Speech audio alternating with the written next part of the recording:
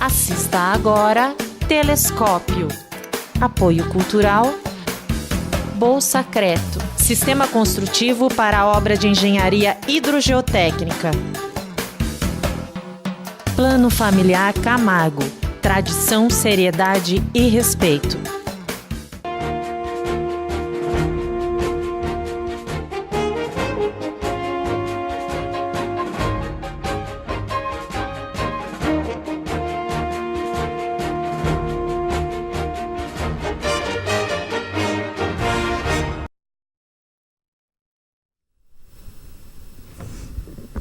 Boa tarde, Itapetininga. Começa agora mais um programa Telescópio, seu programa de entrevistas direto dos estúdios da TVI para o canal 8 da NET e também para o site tvitap.com.br, tvitap.com.br. Você, telespectador que nos assiste aí do outro lado da telinha, pode entrar em contato conosco através das redes sociais, via o Facebook. Vai lá no Facebook, coloca /TV Itap, você entrará em contato conosco, ou através do WhatsApp. O número vai também aparecer aí abaixo do seu monitor. E uma outra maneira de você interagir conosco é através do tradicional telefone 3527-8099. 3527-8099. Ligue e participe. 12 horas e 31 minutos aqui no meu relógio. Recebo hoje aqui no programa Telescópio a visita das meninas da UIPA, que vieram discutir, dialogar conosco sobre a questão dessa instituição que tanto trabalho faz para os nossos animais aqui da nossa cidade. Graziela e a Ellen. E no segundo bloco nós vamos conversar com a Linda Catarina. Vamos falar sobre cinema brasileiro. Graziela, boa tarde, bem-vinda ao programa. Boa tarde, Maurício, obrigada. Boa tarde a todos que estão assistindo. Obrigada pelo convite, mais uma vez. Ellen, que é minha amiga de infância, Ellen, bem-vinda ao programa. Hoje não vamos dançar festa junina juntos, como na infância, mas vamos conversar bastante. Maravilha. Então, antes de nós começarmos aqui os nossos bate-papos, nós vamos aos nossos apoiadores culturais. Não saiam daí, voltamos já. Apoio Cultural Bolsa Creto, Sistema Construtivo para a Obra de Engenharia Hidrogeotécnica. Plano Familiar Camargo, tradição, seriedade e respeito.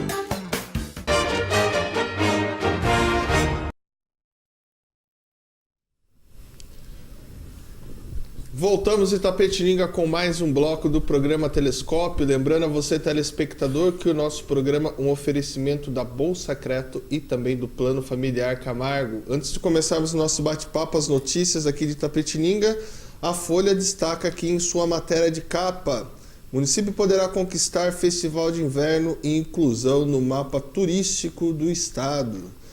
Seminário debateu humanização do atendimento aos moradores de rua.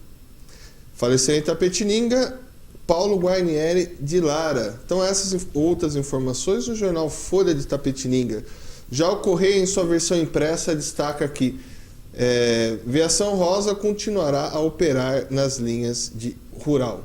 Itapetininga tem a 12ª gasolina mais cara do estado de São Paulo. Então essas e outras notícias também no jornal Correio de Itapetininga. Mas inicia aqui o nosso bate-papo falando um pouco sobre a UIPA, entender um pouco com a Graziela e também com a Ellen, hoje a situação financeira, né, da UIPA. Muito a gente vê uma forte manifestação de vocês e de outros grupos, muito pela internet, mas a gente queria entender mais, Graziela. Por exemplo, vamos começar o nosso bate-papo falando sobre a questão de repasse. Como que vocês conquistaram esse repasse junto com a prefeitura? Se esse repasse ele é suficiente para atender? Conversávamos aqui fora do ar, você falou que são mais de 290 animais. Sim. Queria que você explicasse essa situação. Sim. Olha, Maurício, eu muito obrigada pela pergunta, porque é uma coisa que eu gosto sempre de esclarecer. Já o fiz várias vezes, mas eu acho que sempre faz-se necessário reforçar, né? Então, vamos lá. Nós assumimos a UIPA, né, a direção do abrigo, em setembro de 2009. Eu queria frisar, assim, que eu era simplesmente uma apaixonada por cães e gatos. gatos. Eu não me considero, hoje, né, fazendo essa retrospectiva, eu não acho que eu era uma protetora de animais, tal, porque a minha visão hoje de proteção aos animais mudou bastante. Eu gostava de cães e gatos e me ofereci para ser voluntária no abrigo da UIPA na gestão anterior, né, da presidência anterior. Quando eu cheguei ao abrigo, eu constatei uma situação, fui visitar o abrigo, eu constatei uma situação muito triste de negligência para com os animais. E acabei que, enfim, encurtando a história, assumindo, né, a presidência da ONG, a direção da ONG, não tinha a menor experiência com nada, nunca tinha dirigido uma ONG, não era a minha aspiração, né, eu queria simplesmente ajudar, mas aconteceu que teve que ser assim. Do ano de 2009 até 2013, nós sobrevivíamos apenas com recursos próprios e doações, né, de alguns colaboradores. Tinha uma ajuda da prefeitura, que era uma questão assim bem informal, né? Eles faziam um repasse em ração, né, uma certa quantidade de ração, e o pagamento de luz, água, telefone, e ofereciam um carro para a gente para resgate. Mas essa situação ela não era, digamos que, legalizada, formalizada. Então, a partir do momento que o número de animais começou a crescer muito e nós já não estávamos dando conta financeiramente de manter, eu procurei o Ministério Público, né, a gente fez uma petição relatando a situação do abrigo, né, até pelo fato do município não ter nenhum local para acolhimento de animais errantes. O Ministério Público acatou a denúncia, instaurou um inquérito e propôs um TAC, né, um termo de ajuste de conduta, onde vinha determinado o valor que a prefeitura seria, digamos, obrigada a fazer de repasse para o IPA, né, entre outras coisas, outros reparos no canil e tal, o número de animais que a UIPA teria que abrigar de acordo com aquele valor. Então foi assim que a gente conseguiu o TAC. A UIPA buscou, né, essa ajuda através do Ministério Público. Eu entrei em 2009, era a gestão do Ramalho ainda, a gente, né, tentava negociações, conversas, nunca chegava a lugar nenhum, e daí eu recorri ao Ministério Público, que acatou a denúncia. Então esse TAC, ele foi assinado daí na época, no primeiro ano de gestão do ex-prefeito de Fiore, né, e a partir daí ele vem vigorando, né. É tudo previsto nesse documento, o valor, o número de animais que a gente tem que abrigar, e as condições, né, as obrigações tanto do município para com a UIPA, da UIPA para com o município, né, e é tudo estabelecido nesse documento que a gente conseguiu com muita luta. Agora deixa eu perguntar para você, nesse TAC ele tem algum reajuste que a gente for pensar, né, o que você recebeu em 2009 Sim. Hoje já estaria, Sim. né? Foi previsto isso também no documento, né? Na época que o TAC foi celebrado, nós tínhamos cerca de 180 animais e tínhamos capacidade para abrigar 100, não mais do que 100, né? Então, o Ministério Público estabeleceu um valor para aquele número de animais que a gente abrigava e também ofereceu, né, estabeleceu um valor de reajuste para o caso do número aumentar ou diminuir, né? Agora deixa eu entender uma coisa, quanto que é esse valor e o que esse valor, o que é possível gastar, o que é possível fazer com esse valor? Sim, hoje esse valor, né, é de R$38 mil, é uma verba de custeio, né, ou seja, nós podemos gastar esse dinheiro com pagamentos de funcionários, recursos humanos, né, alimentação dos animais, medicamentos, enfim. Material de limpeza. Material de limpeza, escritório, esse tipo de coisa. O que não podemos fazer com esse valor? Nenhum tipo de reparo, né, na estrutura física do abrigo pode ser feito com esse valor, porque é uma verba de custeio. Então, se a gente precisa trocar uma lâmpada, arrumar um cano que quebrou, construir um canil novo, porque, né, o número de animais só aumenta, nós não podemos usar esse valor, né, no TAC, que foi estabelecido no TAC para isso. Se a gente precisa comprar casinha para cachorro, não pode ser usado esse valor. A gente precisa comprar potinho de alimentação, cobertores, materiais cirúrgicos, né, para fazer pequenos procedimentos na UIPA e tal, a gente não pode usar esse dinheiro. Então, é basicamente para pagamento de funcionários, alimentação, medicamentos. E esse valor, na opinião de vocês, hoje ele consegue atender todas essas necessidades? Não. Exatamente por isso que eu te disse, né? Porque a gente tem um abrigo, né? Então, a gente está sempre tendo que fazer reparos, aumentar a nossa estrutura, enfim, o número de animais só aumenta, o quadro de funcionários aumenta. A gente está, hoje, graças a Deus, né, a gente conseguiu deixar o IPA numa situação regular perante a qualquer órgão público. Nós temos inscrição no Conselho Regional de Medicina Veterinária, então, coisa que não havia na época, né, Ellen? A UIPA era uma entidade assim que estava totalmente desestruturada, né?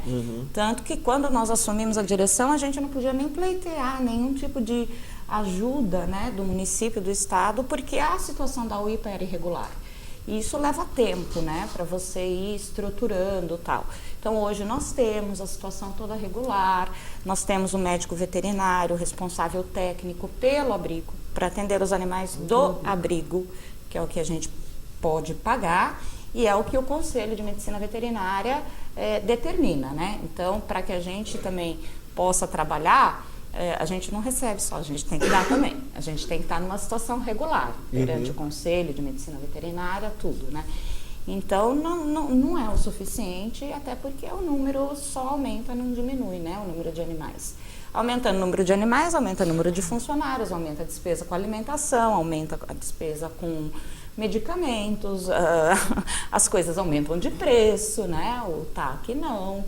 Então, assim, tem mês, o funcionário sai de férias, o funcionário recebe 13º, o TAC, ele é um valor fechado fixo, todo mês. Deixa eu perguntar para você, você acha que, como que chegam, né, os animais até o IPA?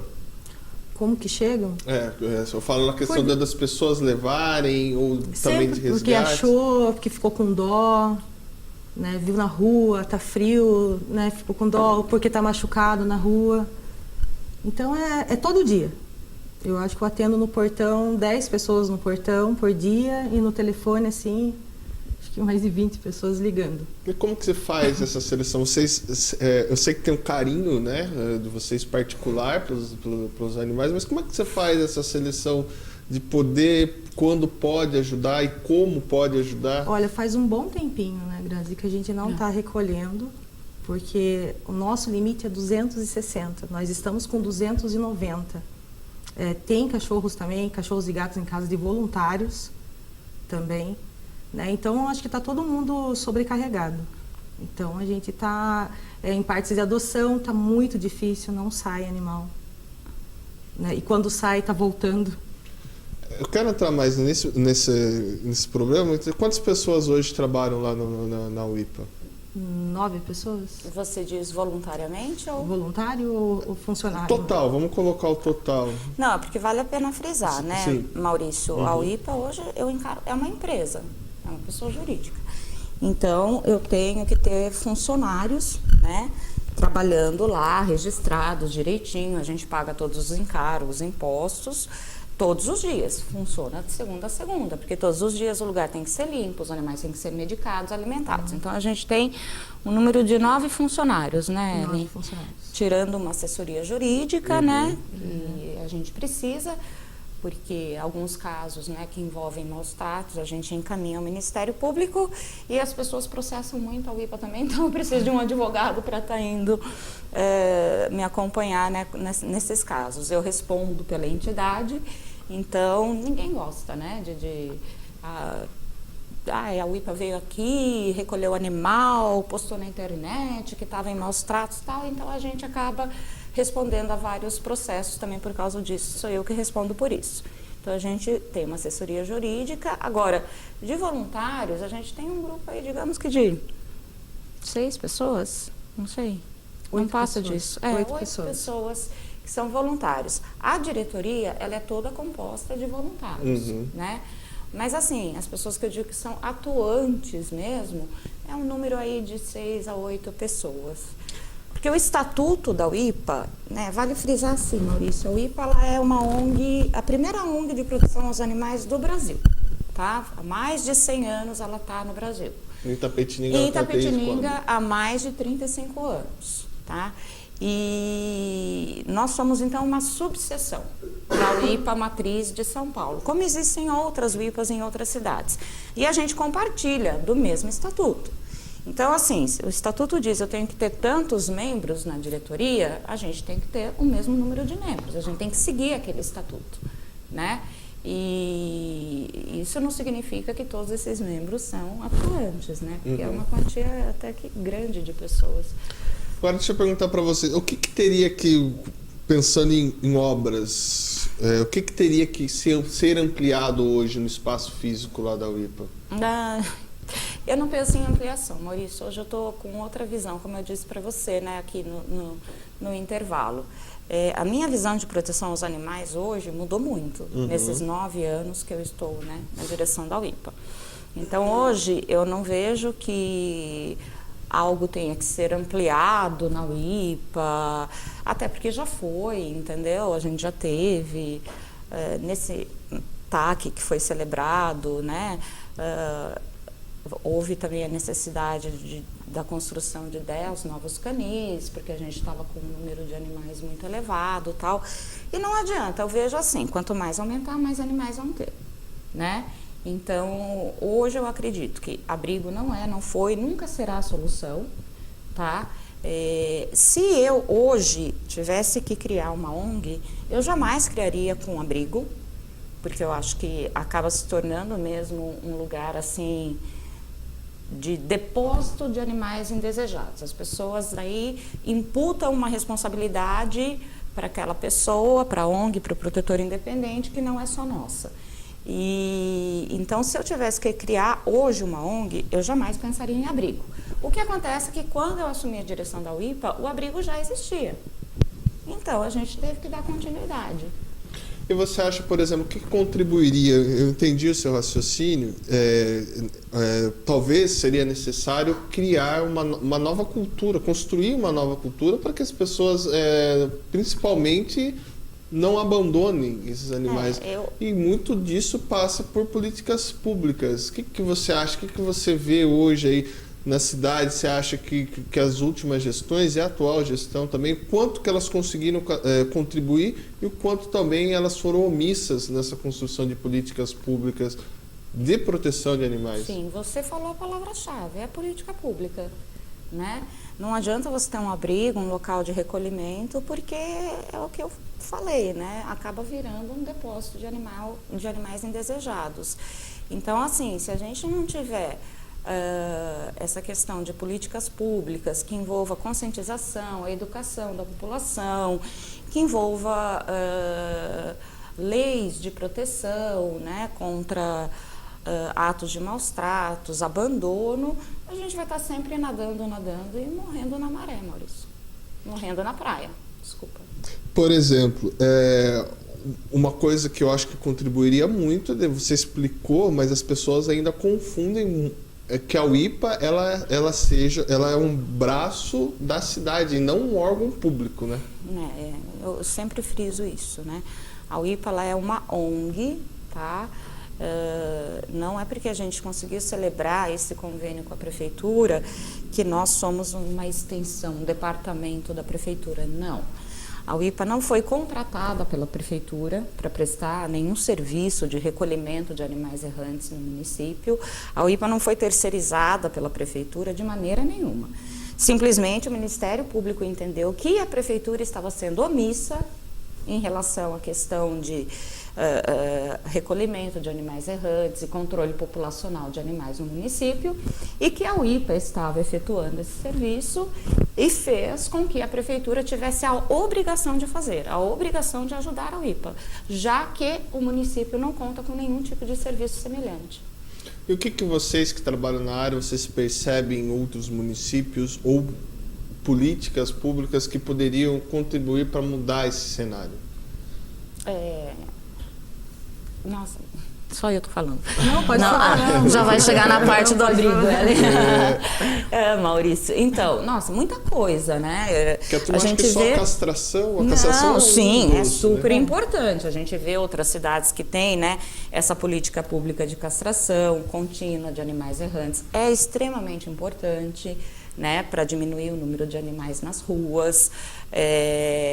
Mas além da castração, né, a gente bate, todo mundo fala, não, tem que ter castração, tem que ter castração. Tem que ter castração, sim, óbvio, né? Mas também só isso não vai adiantar, não vai minimizar o problema.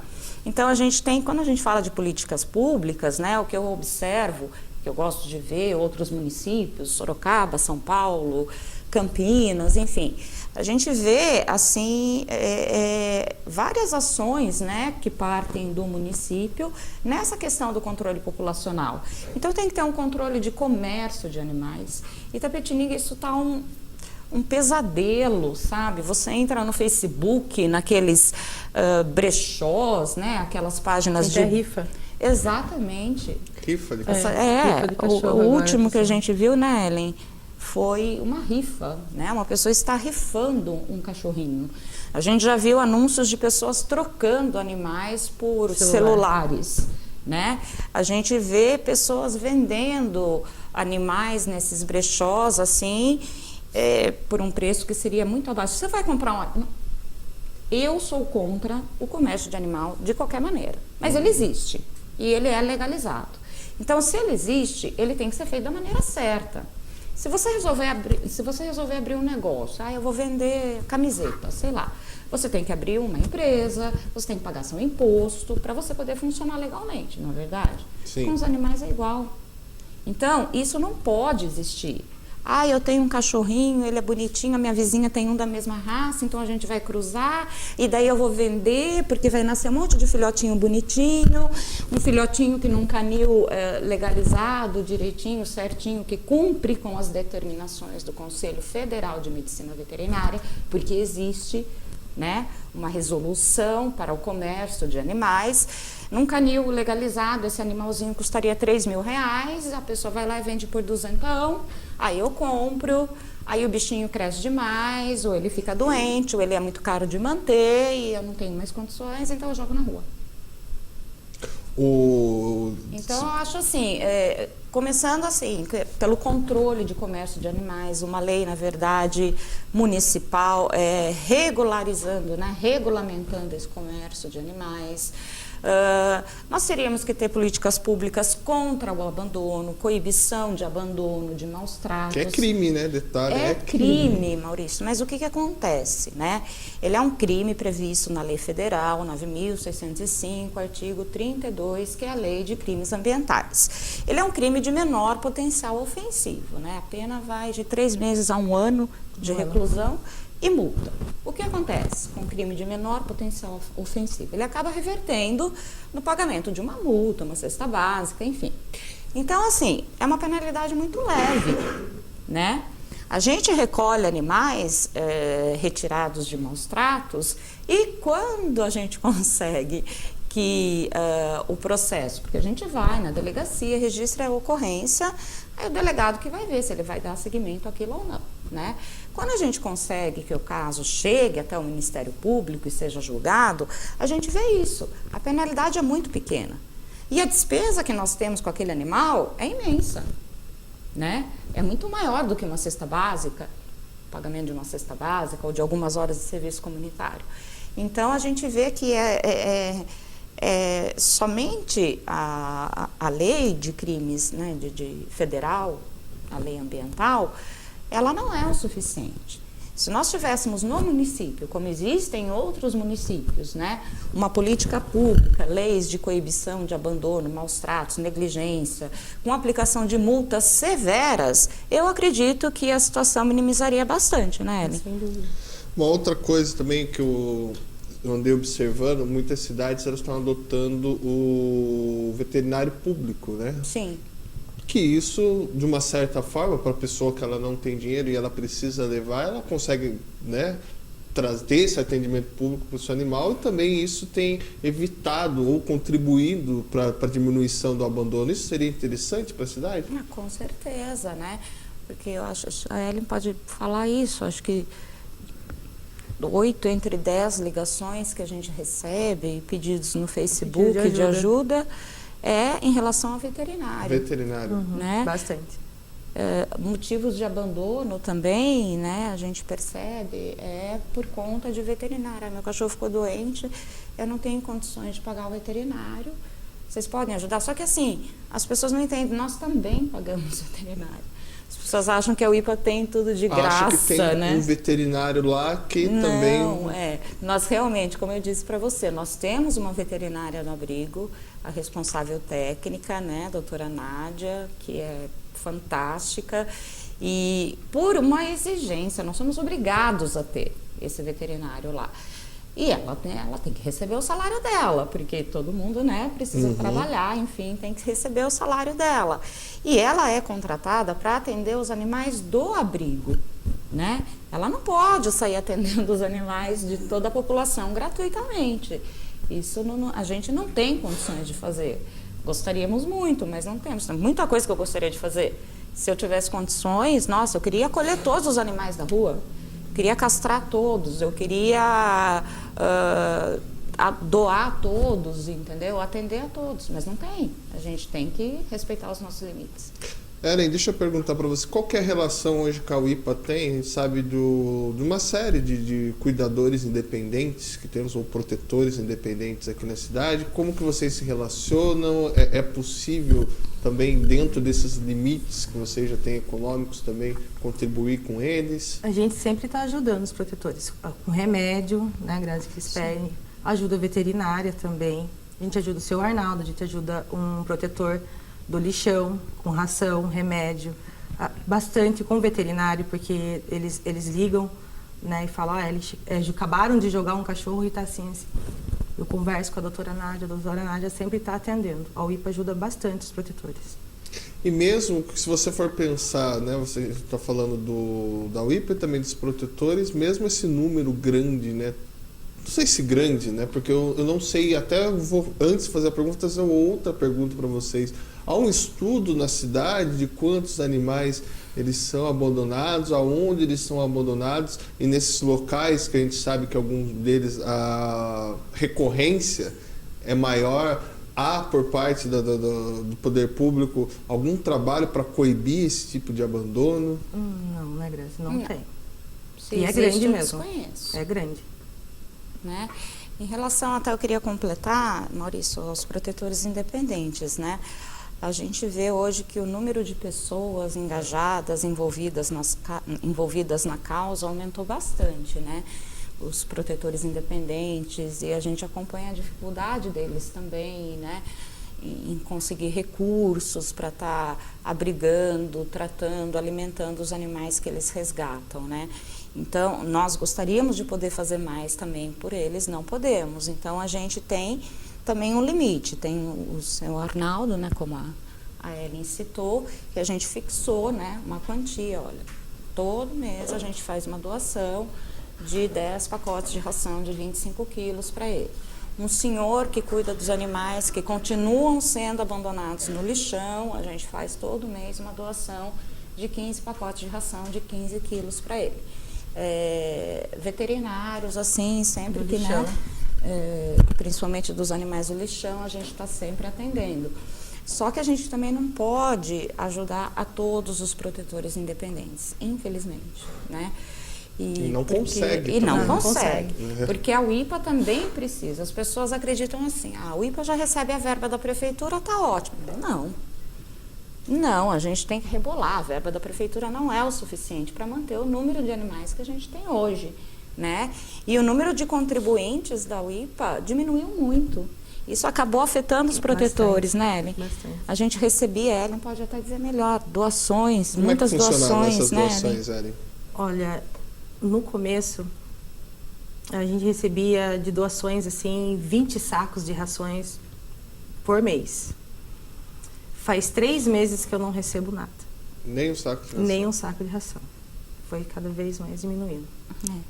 E eu vejo também que vocês fazem diversas campanhas, né? Tanto para adoção como para o auxílio, mas eu acho que essa sensibilidade ainda é um pouco distante da população, se eu falar em massa, né? Porque até uma outra questão, às vezes, que me preocupa muito, que eu noto bastante, é quando tem esses animais de rua, as pessoas elas acabam dando comida e aquele animal fica vindo ali de uma hora para outra e não gera um vínculo mais próximo, né?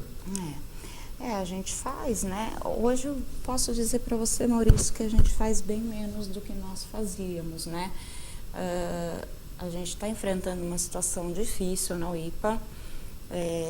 Eu estou aqui com a Ellen, por quê? Porque em 2009, né, nós assumimos a direção do abrigo e de lá para cá, várias pessoas já passaram, eu vou ser voluntária, vou entrar na diretoria, vieram e foram.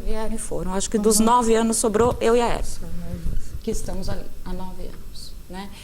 E assim, sempre brigando, e eu sempre briguei mesmo por política pública, né? Então, era a gestão do prefeito tal, eu ia lá, levava o projeto de lei, brigava, não sei o que lá, fazia campanhas, manifestações, mudava de gestor, eu ia de novo e caminhava os mesmos projetos, e fazia campanhas, e fazia manifestações e tal.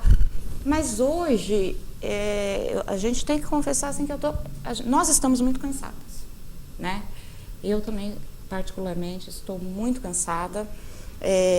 Existem, né, os grupos de protetores independentes na cidade, e às vezes é engraçado porque eu percebo que a gente que deveria estar lutando, atuando em prol a uma mesma causa, muitas vezes acontece de haver uma separação, uma competição que eu não consigo entender, não só em Itapetininga, né? Porque eu já estive em outras cidades, participando também de manifestações, outras coisas, e eu percebo isso em outras cidades também. Então acaba acontecendo uma certa, não sei, competição, quem faz mais, quem faz menos, quem ajuda mais, quem nem ajuda menos. Eu acho uma coisa assim totalmente desnecessária, mas enfim, existe em todos os segmentos, não só na causa animal, né? É que quando se trabalha muito com movimentos, assim, vamos chamar de movimentos sociais, eu acho que atrapalha muito a questão do ego, né? Sim, com certeza. Ego é uma coisa certeza, é o tal do ego, né? E eu, para mim, não, entendeu? Eu sou presidente da UIPA, porque, como eu disse para você, eu caí lá de paraquedas, mas hoje eu me considero uma ativista em prol dos animais. Eu não defendo siglas. Mas, para a gente ir para o intervalo, a gente está falando de uma situação complexa, mas nós não corremos esse risco hoje de ficarmos sem a UIPA. Corremos sim. Faz 9 anos que nós estamos lá, que eu estou na presidência. Muita coisa aconteceu. Hoje, né, a minha realidade é diferente, a começar pela idade, né? 9 anos atrás eu tinha 9 anos a menos. Tinha mais pique, eu tinha gás, mais energia, estava estudando, começando a conhecer a causa. Hoje a minha realidade é diferente. Eu estou aqui, mas eu estou doente, eu estou fazendo um tratamento médico, eu estou de licença médica do meu trabalho remunerado, porque a UIPA é meu trabalho voluntário, né? Eu sou professora, eu estou de licença médica, né? Então, assim, fazendo um tratamento, e hoje realmente nós estamos extremamente cansadas e precisando mesmo parar um pouco e respeitar os nossos limites físicos, emocionais, psicológicos. Então, eu faço até um apelo, né, para quem estiver assistindo. Nós não gostaríamos de ver a UIPA fechando as portas, é óbvio, né? Mas eu faço até um apelo, né, para quem estiver assistindo, protetores independentes que estão começando agora, que estão com mais energia e tal. Se alguém tiver essa disposição de querer assumir e dar continuidade, né, a essa ONG na cidade, que entre em contato comigo e a gente vai no Ministério Público, a gente conversa com a nossa advogada, vê como é que a gente faz esse trâmite, né? Porque eu sinto que realmente, se ninguém tomar essa atitude, a gente vai acabar fechando as portas. E você, Eri, como é que sente essa situação? Cansada, eu estou bem cansada também. Eu estou junto com a Grazela há 9 anos. A gente está nadando, danando e não sai do lugar. Tá difícil. Tá difícil. Então, gente, cabe aí você, telespectador que está nos assistindo, tô vendo que tem bastante gente assistindo aí também, entre em contato com a UIPA, vamos tentar aí, né, ajudar essa instituição. A gente sabe que é um trabalho árduo e gradativo você trazer uma cultura que as pessoas elas olhem, enxerguem, né, os animais de outras formas. Mas vamos contribuir agora com a UIPA, ela está precisando, o pessoal está precisando dessa força. Mas a gente vai continuar esse bate-papo, mas antes eu vou chamar aqui os nossos apoiadores culturais. Não saiam daí, voltamos já.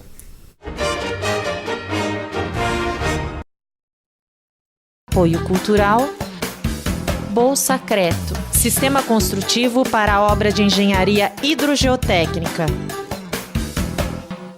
Plano Familiar Camargo, tradição, seriedade e respeito.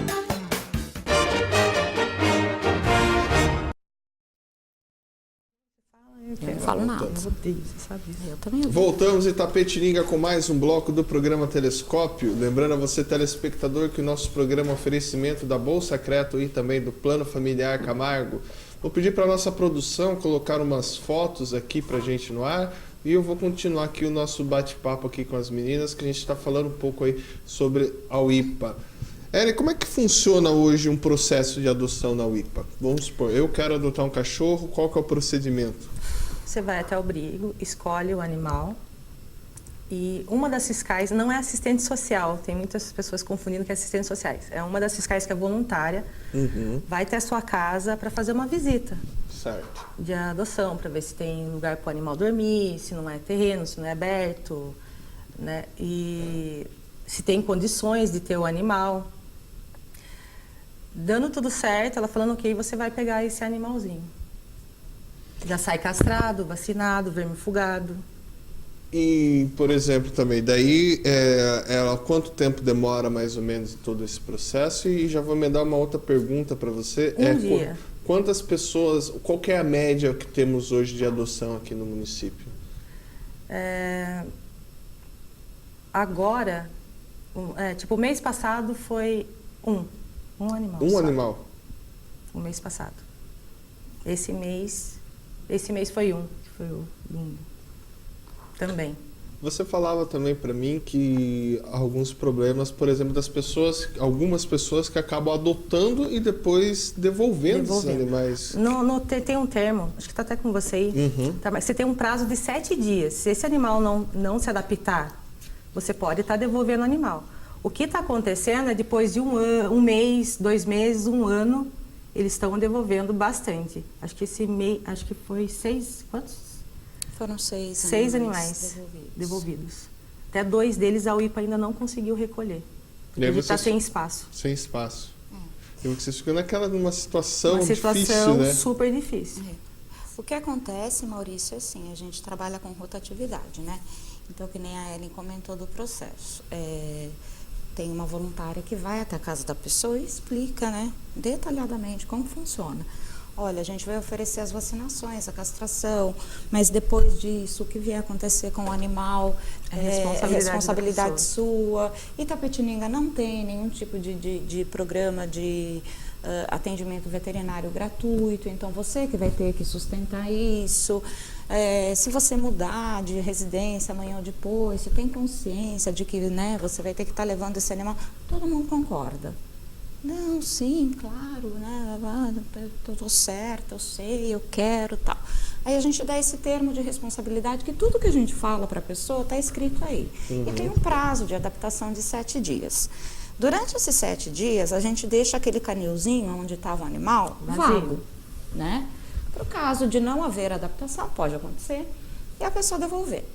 A partir do momento que passou esses 7 dias, a gente já está recolhendo outro animal, porque são vários precisando, né?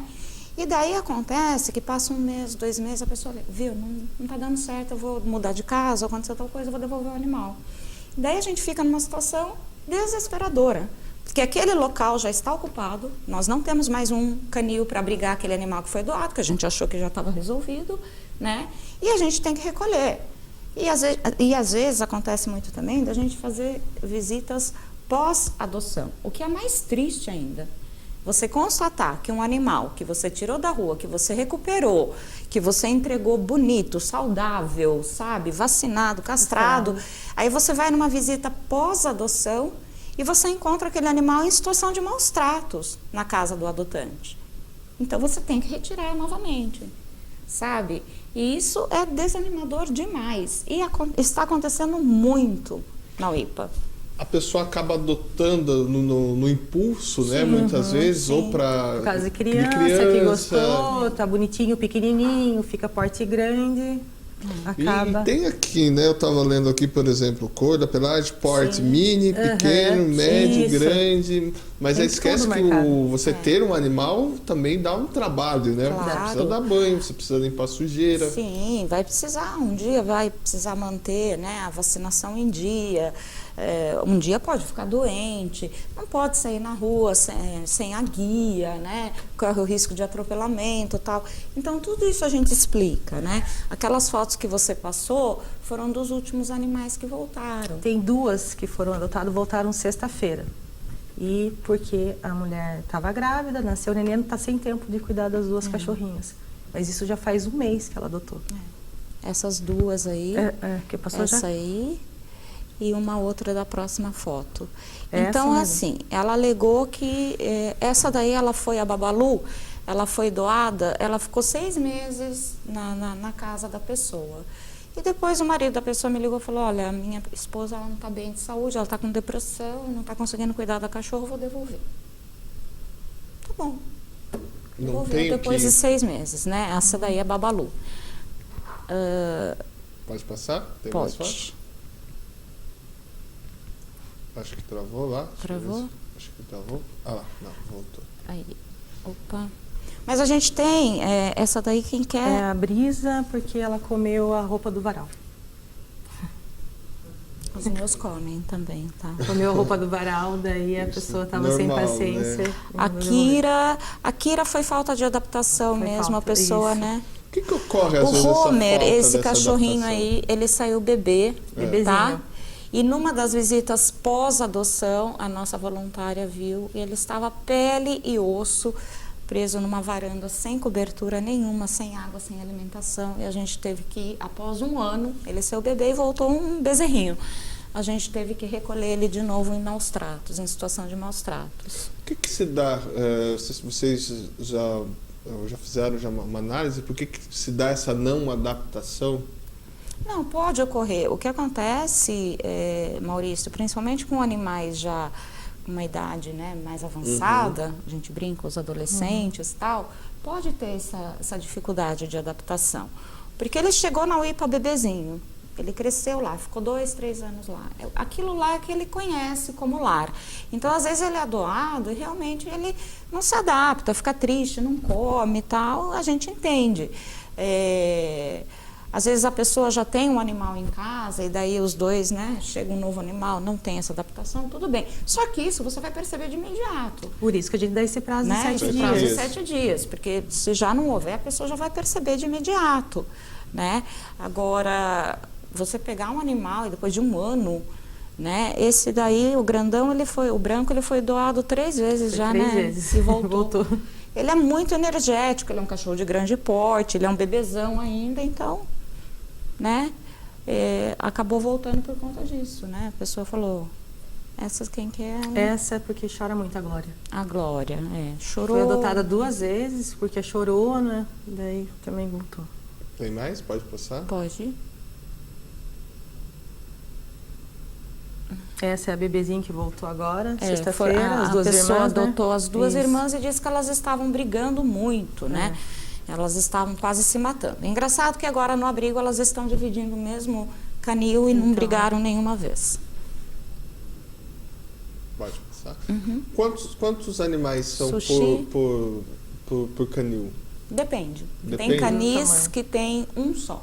Por quê? Porque são animais que já não se dão com outros animais e daí eles brigam, né? E então a gente tem que mantê-los sozinhos. Agora, o canil que tem mais animais, qual que seria? São 12. 12. Que eu dou. Agora deixa eu perguntar para você. diminuiu um pouco. Itapetininga, mais uma vez, nacionalmente, acabou aparecendo aí nos noticiários com notícias tristes, e aquela de uma pessoa que jogou o animal por cima do muro da UIPA. Isso acabou ainda, diminuiu esse tipo de situação, mas as pessoas acabam por saber que a UIPA é ali perto, abandonam o cachorro ali, porque... Diminuiu na porta da UIPA, né? Porque agora as pessoas sabem que a gente tem, sim, esse sistema, né, de monitoramento, as câmeras lá, e vamos divulgar mesmo. Nós respondemos processo por termos divulgado as imagens, né, nas redes sociais, não importa, pega a senha e entra na fila. Abandonou o animal na porta da UIPA, vai ter a carinha exposta, sim, eu assumo o risco. As pessoas vão saber quem é a pessoa, sim. E a gente vai tomar as providências, sim. Então, o que aconteceu? Diminuiu o número de animais abandonados na porta da UIPA. Porém, nas ruas, nas redondezas, no bairro, aumentou, né? Aumentou bastante.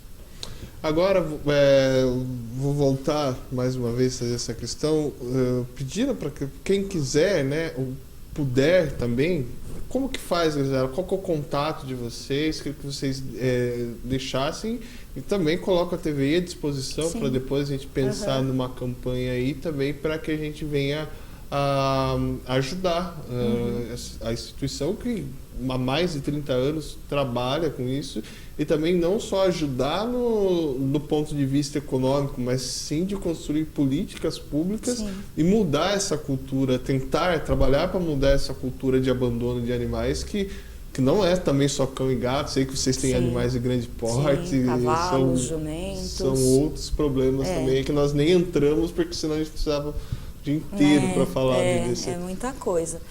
Então, Maurício, a UIPA fica, né, o nosso abrigo ele é aberto para visitação diariamente, de segunda a sábado, das 14 às 17 horas.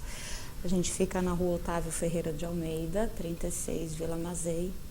O telefone é 3272-2111. 2111. A pessoa pode entrar em contato por telefone, pode ir até lá, conversar com alguma das voluntárias ou dos funcionários que estejam lá. Se quiser entrar em contato comigo via Facebook, manda uma mensagem, né, tal. Meu Facebook é Graziela Leonel, e daí o que eu, né, estiver podendo fazer para orientar. E, novamente, né, dizendo, se alguém estiver se sentindo pronto para assumir, né, essa responsabilidade e dar continuidade no trabalho, porque eu falo, a UIPA não é minha. Né? A UIPA está aqui há 36 anos, eu estou na direção há 9. Então, assim, e eu vejo isso, que tem que ter mesmo uma rotatividade, inclusive dos diretores, porque é um trabalho cansativo, fisicamente cansativo, emocionalmente, psicologicamente, nem se fala. Então assim, a gente realmente está precisando, né, de mais pessoas que se envolvam e tomem frente e deem continuidade ao trabalho. Eu garanto que hoje vocês vão pegar uma UIPA muito diferente da que eu peguei, né? Hoje vocês vão pegar uma UIPA totalmente legalizada, regulamentada, inscrita no Conselho de Medicina Veterinária, com um TAC em vigor, com uma verba de custeio para estar ajudando, né? Tudo isso que nós não tínhamos há 9 anos atrás.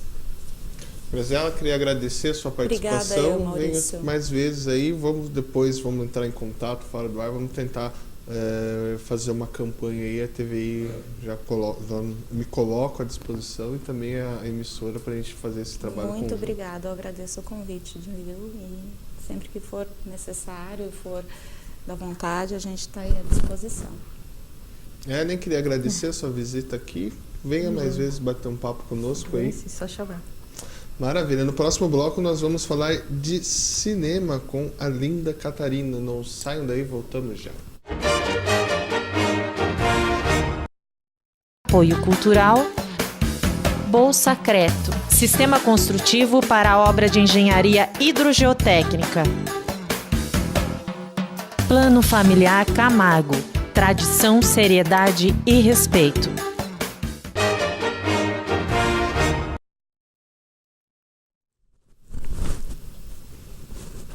Voltamos de Itapetininga com mais um bloco do programa Telescópio. Lembrando você, telespectador, que o nosso programa é um oferecimento da Bolsacreto e também do Plano Familiar Camargo. Nesse segundo bloco, recebo aqui nos nossos estúdios, a visita da professora Linda Catarina, que irá falar conosco sobre cinema. Boa tarde, professora, bem-vinda ao programa Telescópio. Boa tarde, Maurício. É um prazer estar aqui novamente, te conhecendo hoje. Muito obrigada pelo convite. Um assunto delicioso, cinema brasileiro que só cresce, vem numa ótima fase. Então, prazer é meu estar aqui. Da onde vem a sua paixão por cinema? Então, estava pensando nisso esses dias, porque alguém me perguntou. Eu sempre gostei de ir ao cinema, né? Sabe que eu me lembrei de um fato, quando eu tinha 13 anos, eu não sei se estreou, mas foi quando eu fui assistir Drácula de Bram Stoker, e eu assisti 7 vezes. Eu assisti 3 seguidas no cinema e depois assisti mais 4 em casa. Então eu sempre gostei, mas para estudar mesmo mais a fundo foi no mestrado. E porque aí eu já comecei a estudar uma forma mais técnica, né, de entender a linguagem cinematográfica, como são as técnicas de cinema. E minha paixão são as chamadas, a gente chama, né, de transmutação de formas, mas o público conhece como adaptações. Então, como a gente pega um livro e vira filme. Eu estudo assim, bastante isso. A minha área, né, de pesquisa é bem essa, né, adaptação. Interessante. Também podemos falar sobre isso, mas hoje, como a gente está pautado no cinema nacional, minha primeira pergunta é relacionada sobre o cinema nacional. Como que você vê? Vamos pegar e vamos fazer um recorte, né, para a gente não ficar tão amplo. Nesses últimos 10 anos, você vê evolução tanto na quantidade de produção quanto também no consumo das pessoas. A gente vive num mundo onde consumimos muita coisa, muito do cinema estadunidense e pouco do cinema nacional. Sim, o cinema brasileiro ele cresceu muito, ele vem numa ascensão, numa tendência, né, de crescimento, e isso se deve a vários fatores. Por exemplo, hoje é obrigatório o parque, né, exibidor ter 10% de seus filmes serem filmes brasileiros. Então, com essa lei que obriga a passar filme nacional, então a gente tem mais visibilidade. Infelizmente, é preciso colocar lei para que a população veja os nossos filmes, né? Mas, por outro lado, as nossas produções elas ficaram bastante variadas. Por exemplo, antigamente a gente tinha as pornos chanchadas e dramas. Hoje a gente tem filme brasileiro até de ficção científica, a gente tem suspense, comédia. Então, essa diversidade de gêneros também fez com que o público frequentasse mais o nosso cinema, não é? Porque a gente vê que muita gente fala assim, eu não vou assistir filme brasileiro porque só tem pornografia e palavrão. Isso não é verdade. A gente tem grandes produções, então o nosso cinema ele cresce em sentido de produção, de exibição, de parque exibidor e de tecnologia, porque hoje a gente não admite mais um filme naqueles moldes que a gente não consiga ouvir bem. Quantas vezes a gente já viu filme brasileiro que o áudio era muito precário, Sim. não é? Então eu não vou assistir e ficar lá 2 horas plantado em frente à televisão ou ao cinema, né? Porque a gente está pensando, né? Não só em ir ao cinema, não é? Mas em assistir um filme também em casa. E eu não entendo nada, eu não consigo ouvir a dicção estranha. Hoje não, hoje os nossos filmes eles concorrem diretamente. E esse ano, precisamente, em todos os grandes festivais, o de Veneza, o Oscar, né? A gente teve, o de Berlim, o Sundance, estamos com filmes lá. Todos os grandes festivais têm um filme nosso. Você diria que o cinema nacional ele deixou um pouco de lado, principalmente muito por causa do cinema novo, aquela construção crítica que nós tínhamos diante também a situação econômica ou até a formação, a instalação ainda, a constituição do Brasil como Estado-nação, para um cinema mais também incluindo entretenimento? Olha, você tocou num ponto muito interessante que eu falo nos meus cursos de cinema. Antes, o cinema, até os anos 80, começo dos anos 90, ele tinha uma inclinação à crítica. crítica em vários sentidos, ao governo e também um exacerbado senso, né, de nacionalismo. Isso também fazia com que o público menos crítico ou menos conhecedor, né, da situação econômica e social do país deixasse de ver os filmes, porque alegavam que os filmes eram feitos para um determinado público, não é? E a gente perdia a massa. Hoje o nosso cinema está mais mercadológico, ele está muito blockbuster, a gente percebe isso. Ainda temos filmes que se pautam na criticidade, ou seja, né, as chamadas obras cult, né, ou o cinema, né, de realizador, que bastante gente fala, mas a gente também tem, né, o filme entretenimento, né, o entertainment movie, que o povo assiste para se divertir, passar o tempo, sem aquela preocupação de querer refletir sobre o país, tal. E isso tem prós e contras. Prós porque a gente faz com que o nosso cinema tenha maior visibilidade, tanto no âmbito externo, eu estou pensando, né, em outros países que produzem cinema em larga escala, quanto, né, Estados Unidos, França, né, Alemanha. Então a gente tem esse pró, mas a gente tem o contra, que é cair naquele cinema clichê, em que a gente só usa atores globais com uma temática plana, reta, e que não haja um acréscimo do público. É um sistema de signo pronto em que você assiste, ótimo, e vai para casa feliz. Vai. Você diria que também esse cenário, esse novo cenário econômico e também de uma maior democratização de uma filmadora, da tecnologia, isso também possibilitou alavancar o cinema nacional?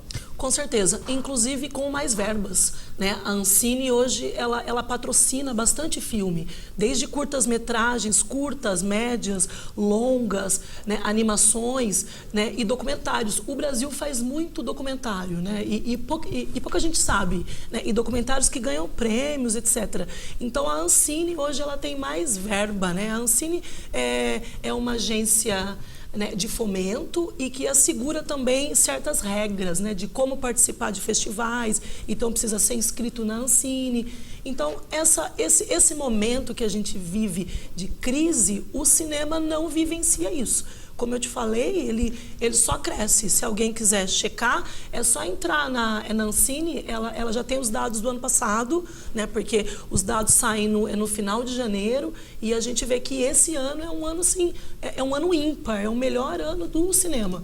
Então, claro que com as novas técnicas de filmagem, né, a modernização, principalmente sonora, a gente tem um cinema de maior qualidade estética, e também de aparatos cênicos, né? Quantidade de câmera, etc. Que é importante, né? Eu não faço filme sem esse aparato, né? Você falou em técnica de filmagem, por exemplo. O quanto que a fotografia norte-americana é uma fotografia totalmente diferente da nossa.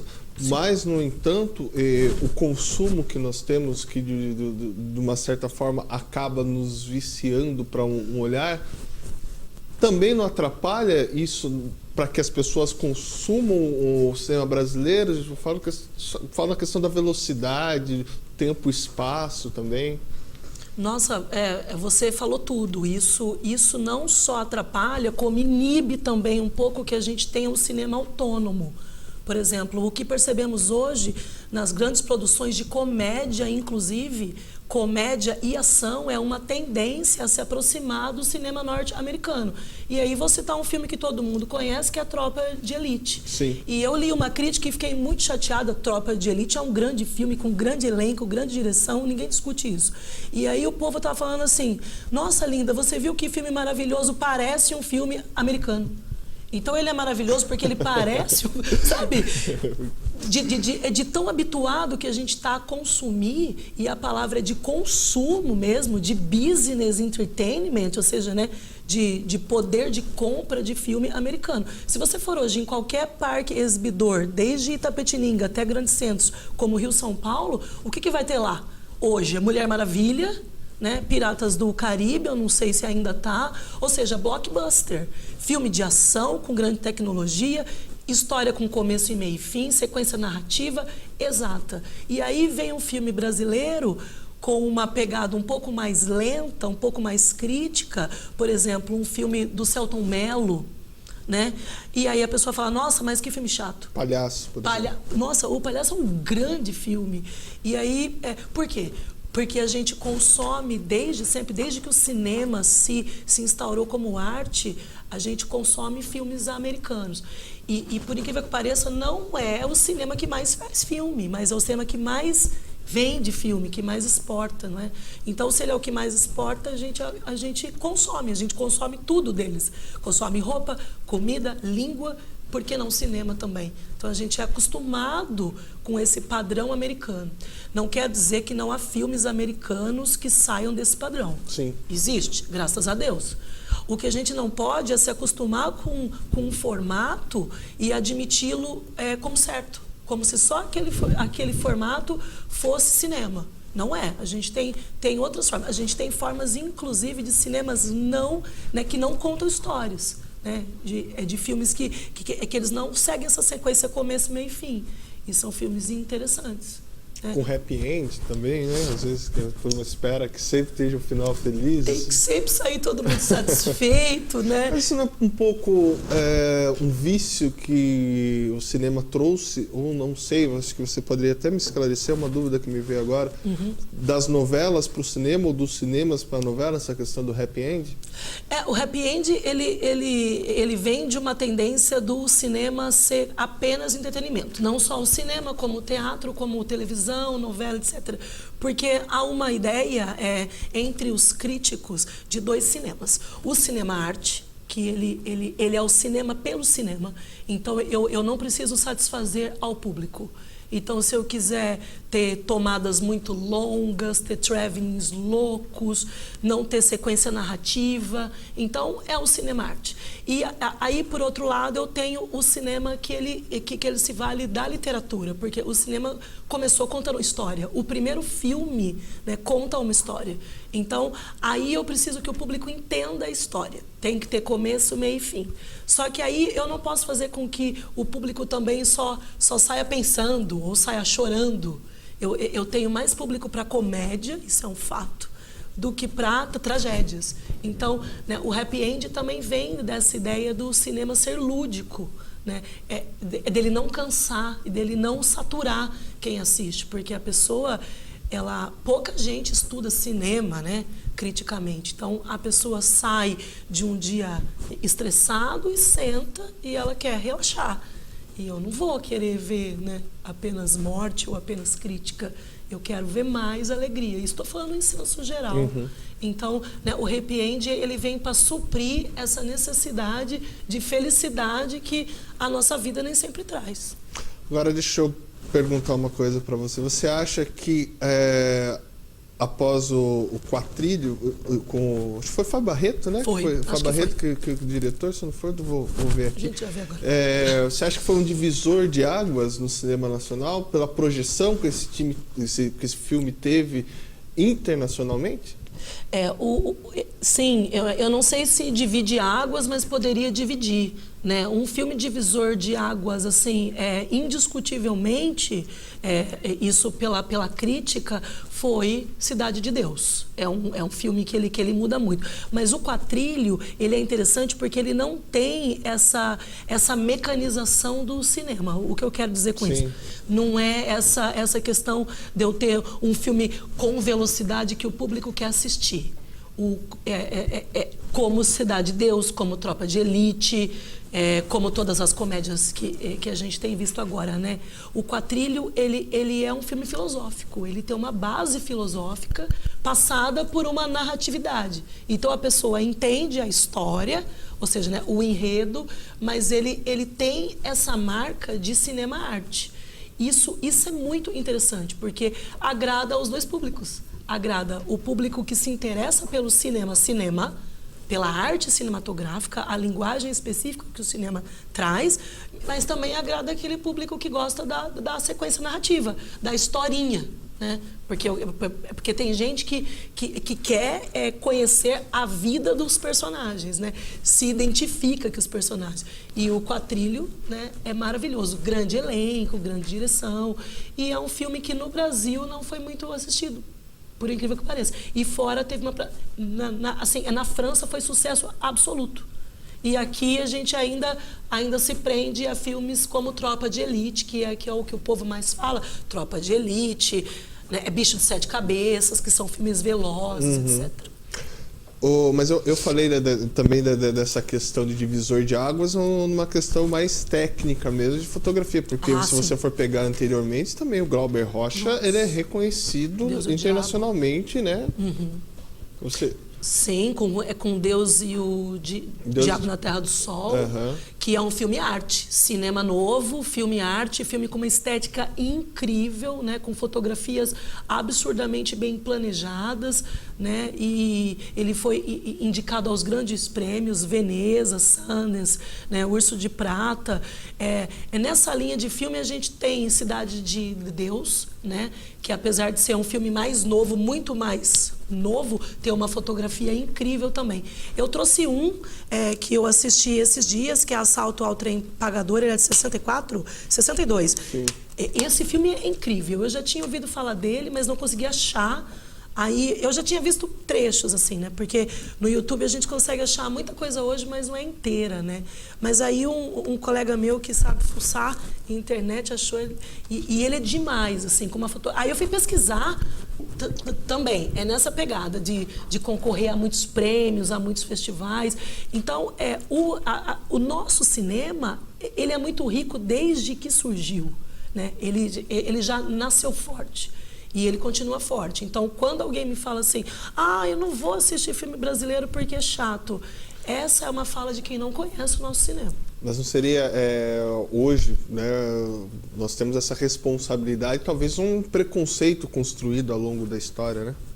E isso é muito triste porque o brasileiro, ele tem essa síndrome, né? É o que a gente chama de síndrome do vira-lata. Tudo que é de fora é melhor.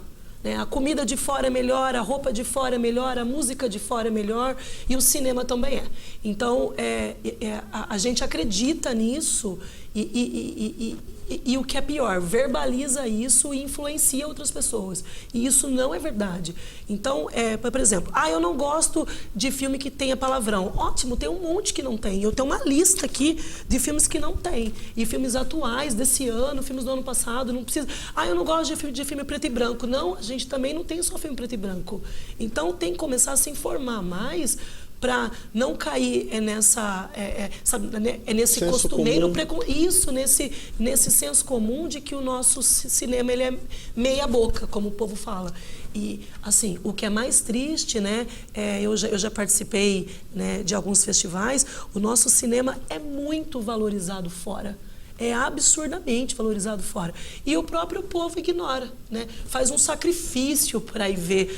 Eu vou porque não tem nada passando. Olha que coisa absurda, né? Então, talvez se a gente se a gente interiorizasse que temos grandes produtoras, com grandes atores, né? E pessoas dispostas a fazer cinema, né? Com letra maiúscula, aí o próprio povo daria, né, o devido valor. Porque a gente precisa de gente que vá assistir, para que ele se torne abrangente e que atenda todo mundo. Uma pergunta para a gente ir para o intervalo. Certo. Vou voltar a falar um pouco de políticas públicas. Você falou hoje a lei obriga que pelo menos, né, 10% do cinema passado, né, seja do cinema nacional. Isso. Na França ela obriga que, se não me falha a memória, 70%, né, dos filmes têm que ser produzidos por franceses. Você acha que a gente não teria que aumentar esse número, não, Linda? Eu acho. Eu acho que tinha que ser imenso o número, sabe? Porque tudo que... É triste falar isso porque tudo que é obrigado não é adequado, não é? O público tinha que ter a consciência de que o nosso cinema é bom, é importante e que vamos valorizar. Ótimo. Então, não devia ser assim. A gente devia pedir por mais filmes e aí o próprio parque exibidor já colocaria uma quantidade adequada. Mas, como a gente tem essa tendência, né, de consumir tudo que é de fora, então eu concordo com a França. A França ela tem várias leis de proteção ao próprio cinema. Por exemplo, a França ela tem um cinema assim, bastante particular, que ela não importa tecnologia de fora.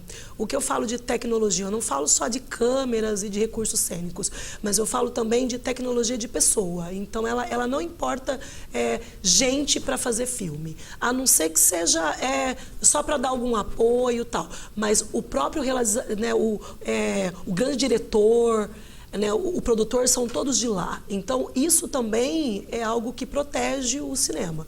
Por que eu falo isso? Porque o Brasil, ele está numa moda, eu vou colocar assim, de fazer coproduções. Então, a gente, e além de coproduções, a gente está fazendo algo que é interessante do ponto de vista mercadológico, mas, por outro lado, enfraquece o nosso cinema.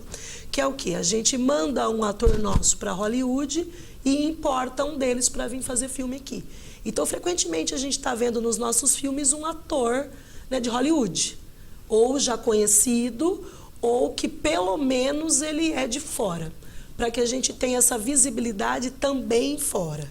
Então, a gente tem um filme, e geralmente eles são filmes planos, né? Eles não são filmes densos, profundos, mas com essa coprodução, ou seja, dinheiro do Canadá, do Japão, dos Estados Unidos, da França também, mas além de investimento em dinheiro, eu também tenho essa pessoa no filme dando essa credibilidade, como se o nosso cinema ainda precisasse disso.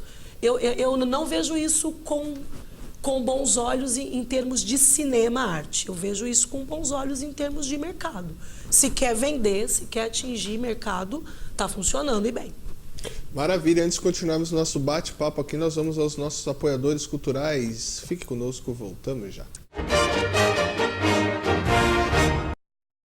Apoio Cultural Bolsacreto, Sistema Construtivo para a Obra de Engenharia Hidrogeotécnica.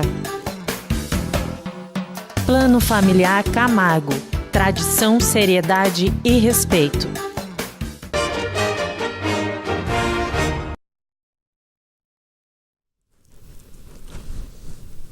Voltamos em Itapetininga com mais um bloco do programa Telescópio, falando sobre cinema com a professora Linda Catarina. Professora, e a minha pergunta agora é a seguinte: a gente vê no cinema internacional poucas mulheres dirigindo cinema. E no cinema nacional, que análise que você percebe desse contexto?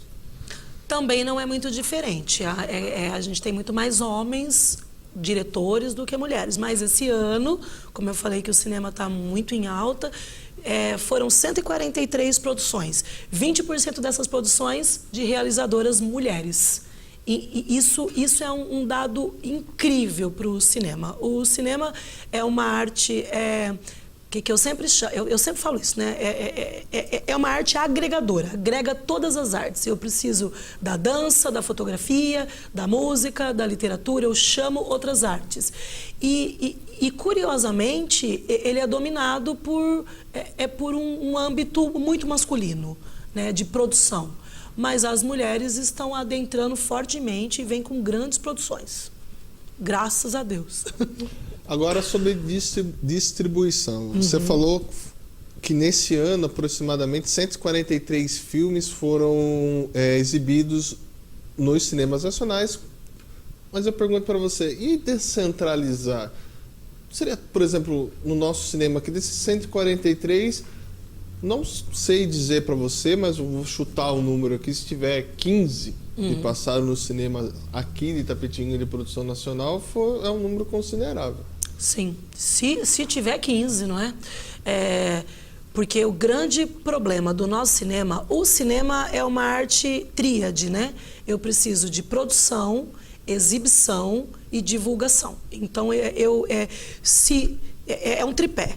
Se um desses falha, eu não tenho né, o cinema. No Brasil, qual é o problema, né? O nosso cinema, como você mesmo apontou, ele é centralizado nas grandes capitais.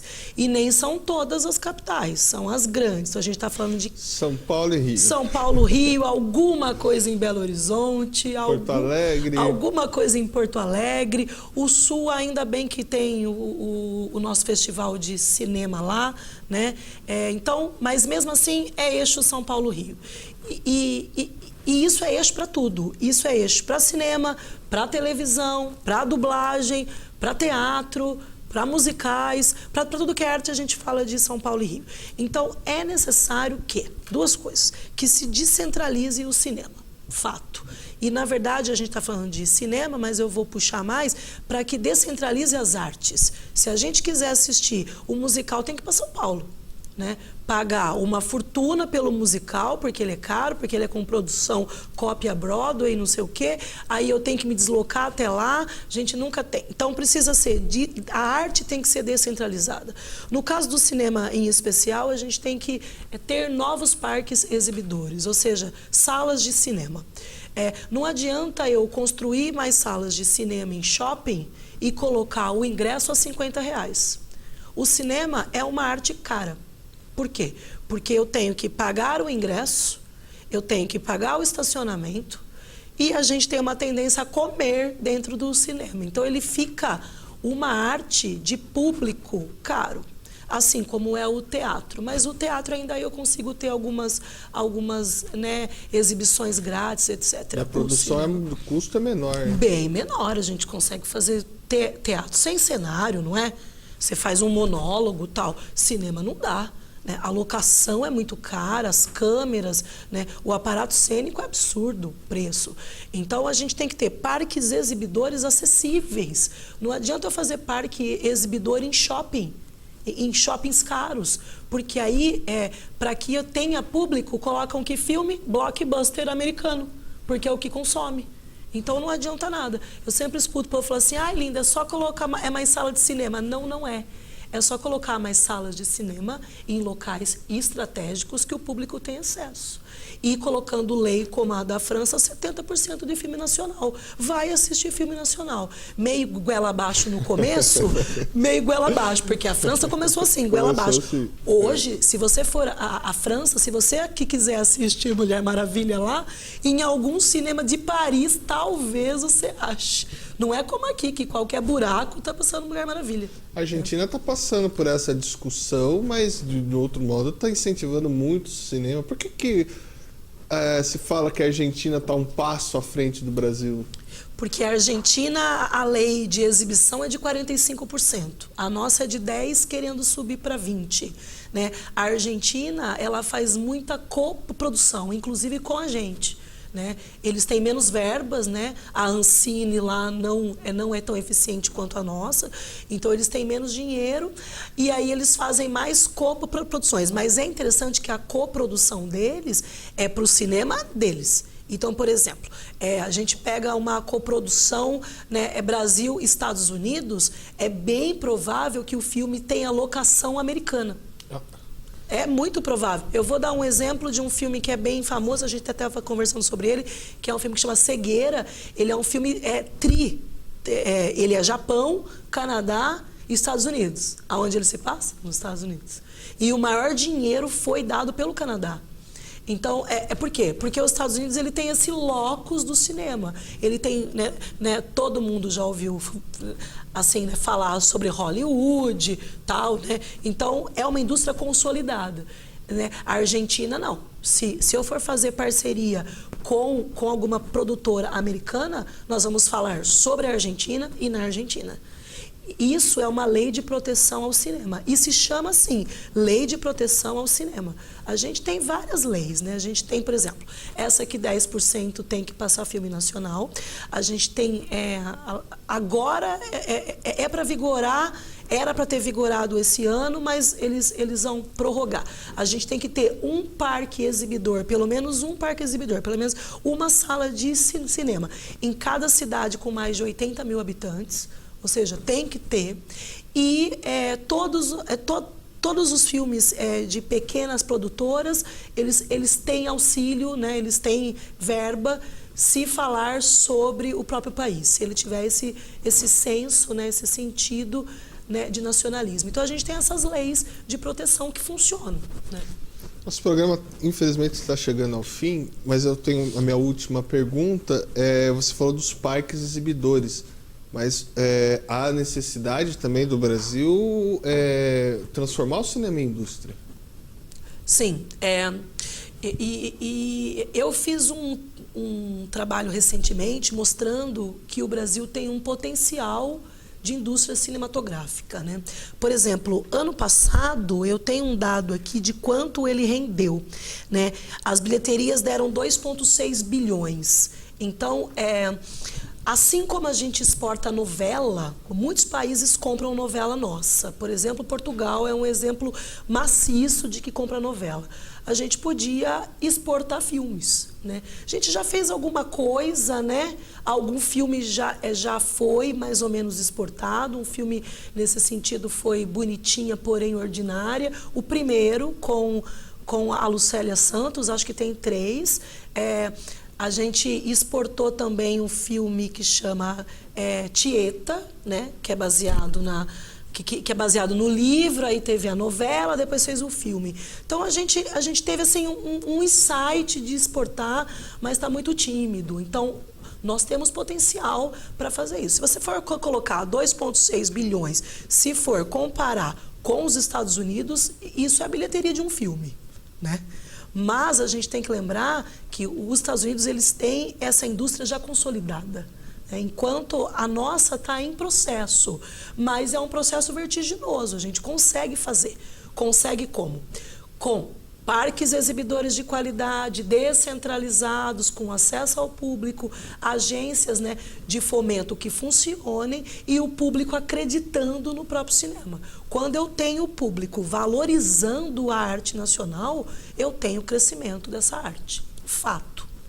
Professora, obrigado pela sua participação. Fica o convite para uma outra oportunidade, né, nós continuamos esse bate-papo. Eu que agradeço, Maurício. Prazer imenso estar aqui, prazer imenso te conhecer. Muito obrigada.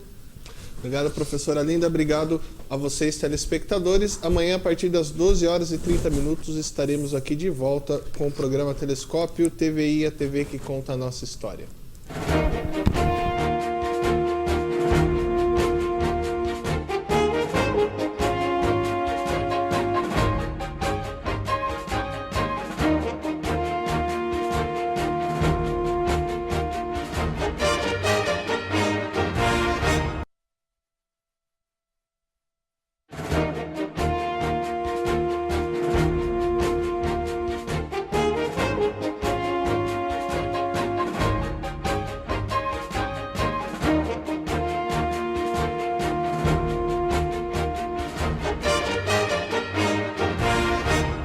Apoio Cultural, Bolsacreto, Sistema Construtivo para a Obra de Engenharia Hidrogeotécnica.